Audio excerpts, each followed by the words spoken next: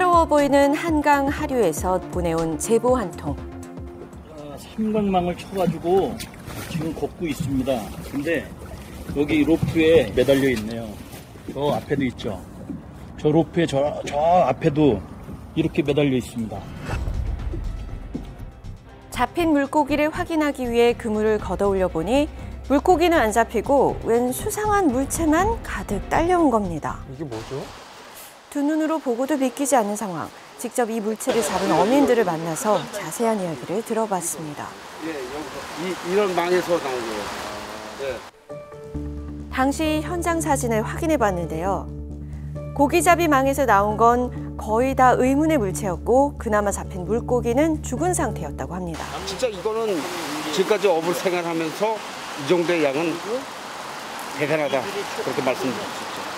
얘네들만 들어가 있고 고기가 안 들어가 있으면은 그래서 이게 문제구나. 물고기 대신 잡힌 이 희한한 물체는 대체 무엇일까요? 오늘의 미스터리 M, 한강에서 때로 잡힌 괴이한 물체에 관한 이야기입니다. 조용한 한강을 떠들썩하게 만든 의문의 물체. 2일 전 잡은 물체를 가까이서 한번 살펴봤는데요. 이렇게 육안으로 볼 때는 투명한 젤리처럼 생긴 것 같기도 하고 손으로 갈라 안을 봐도 별다른 특징은 보이지 않습니다. 그리고 잡힌 후 시간이 흐르면서 모습도 상당히 변한 것 같죠? 이름을 모르고 이런 게 뭐지? 그러고서 있었는데 시간이 지나니까 점점 늘어나니까 이제 이게 심각한 거를 느끼는 거지 우리도. 예전에도 한두 개씩 본 적은 있지만 최근 들어 그 수가 갑자기 증가했다는데요. 혹시 사람들은 이것의 정체를 알고 있을까요? 해파리 아니야 해파리? 약간 미끈덩미끈덩. 그렇게도 보이기도 하고요. 이게 해파리 같은 거 아니에요? 해파리? 스스로 움직이는 힘이 약해 물의 흐름에 따라 흘러가며 사는 해파리. 투명하고 젤리 같은 게 의문의 물체와 상당히 비슷한 것 같죠? 그러나 일단 해파리는 바다에 살고 흔들어도 모양에 큰 변화가 없는 괴이한 물체와 달리 물 밖에서는 형태 없이 흐물거립니다. 개구리알? 도룡뇽 하는 것 같으네. 아니 그런 걸 많이 봤으니까 어렸을 때 그 시골 같은 데 가면은 올챙이하고 올챙이 그 개구리알하고 도롱뇽 막 이렇게 뭉쳐 있어요. 실제로 도롱뇽은 물속에다 알을 낳는 동물인데요. 양서류 전문가를 직접 만나서 의문의 물체를 보였습니다. 이게 정말 도롱뇽의 알이 맞을까요? 이게 우무질로 돼 있어서 도롱뇽 알과 재료가 비슷해요. 그러나 도롱뇽 알은 아닙니다. 도롱뇽 알과 수상한 물체는 비슷한 재질로 이루어졌지만 도롱뇽 알은 기다란 모양이고 그 안에는 추후 도롱뇽으로 부화할 난액들이 콕콕 박혀있는 모습입니다. 만약에 부화돼서 나가면은 우무질만 남으니까 우리가 오해할 수도 있는데 기본적으로 저거보다 얇고 모양이 저렇지가 않아요. 흐트러진 상태가 되죠. 또한 도롱뇽 알은 부화 후 형태가 무너져 버린다는 것. 정체는 전혀 모르겠습니다, 저는. 양서류 전문가도 난생 처음 본다는 기괴한 모양을 가진 물체. 확실히 동물이 낳은 알은 아닌 것 같습니다. 그리고 의문의 물체에는 특이한 또 다른 특성이 있는데요. 바로 악취가 심하다는 것. 약간 썩은 하수구 냄새. 그래요?